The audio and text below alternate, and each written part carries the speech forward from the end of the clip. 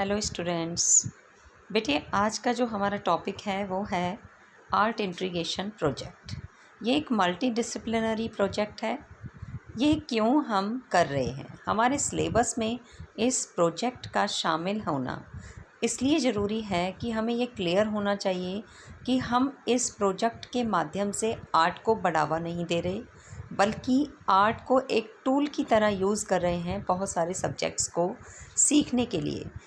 क्योंकि साइकोलॉजिस्ट का ये मानना है कि हर व्यक्ति कहीं ना कहीं किसी न किसी एस्पेक्ट में आर्टिस्टिक होता है, तो उस वैल्यू को रिप्रेजेंट कर कर वह अपने किसी भी सब्जेक्ट को इंटरेस्टिंग और इजी बना सकते।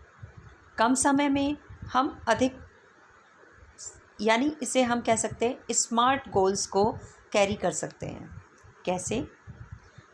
फॉर एग्ज़ाम्पल, हम एक मल्टी डिसिप्लिनरी एक्टिविटी करते हैं। अब ये मल्टी डिसिप्लिनरी वर्ड क्या है? मल्टी डिसिप्लिनरी का मतलब है हम एक साथ कुछ ऐसा करते हैं जिसमें बहुत सारे सब्जेक्ट्स को कंबाइन करके पढ़ा जा सकता है।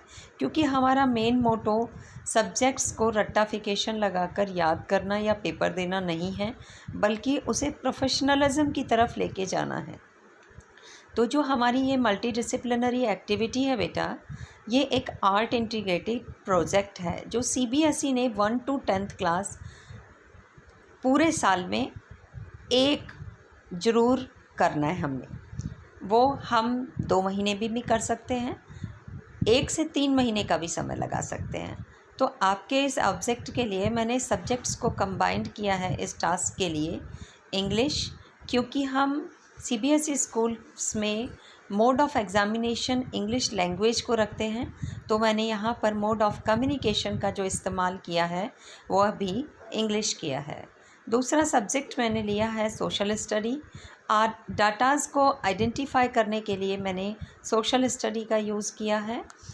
राउंड ऑफ वैल्यूज़ को, डाटाज़ को टेबुलर फॉर्म में कलेक्ट कर सकते हो आप, ग्राफिकल रिप्रेजेंटेशन कर सकते हो उनका, ये आप मैथमेटिक्स के लिए सीख सकते हो।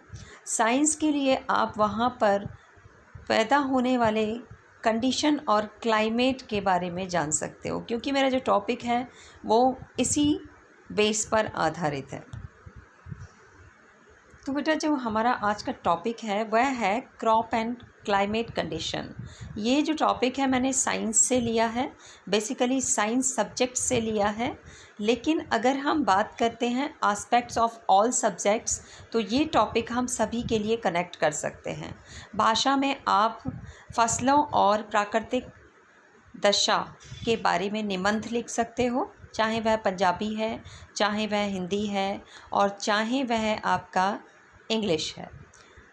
मैंने यहाँ पर पंजाब एंड आंध्र प्रदेश जो हेडिंग दिया है वो इसलिए दिया है क्योंकि सीबीएसई के हिसाब से हमें जो कॉन्सेप्ट थीम रखनी है वो एक भारत सहस्त्र भारत है, यानी एक स्टेट्स को दूसरे स्टेट के साथ रिलेट किया गया है। तो हमारा जो पंजाब स्टेट है उसको आंध्र प्रदेश के साथ रिलेट किया है।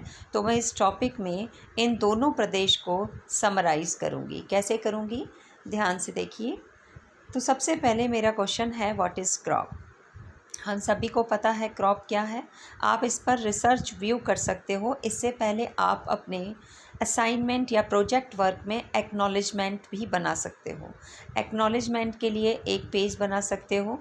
देखो बेटा, कोई भी असाइनमेंट या प्रोजेक्ट वर्क जब आप करते हो तो उसमें बेस्ट होता है कि आप उसे हैंडी रखो, because handy shows the creativity, artistic nature of a individual.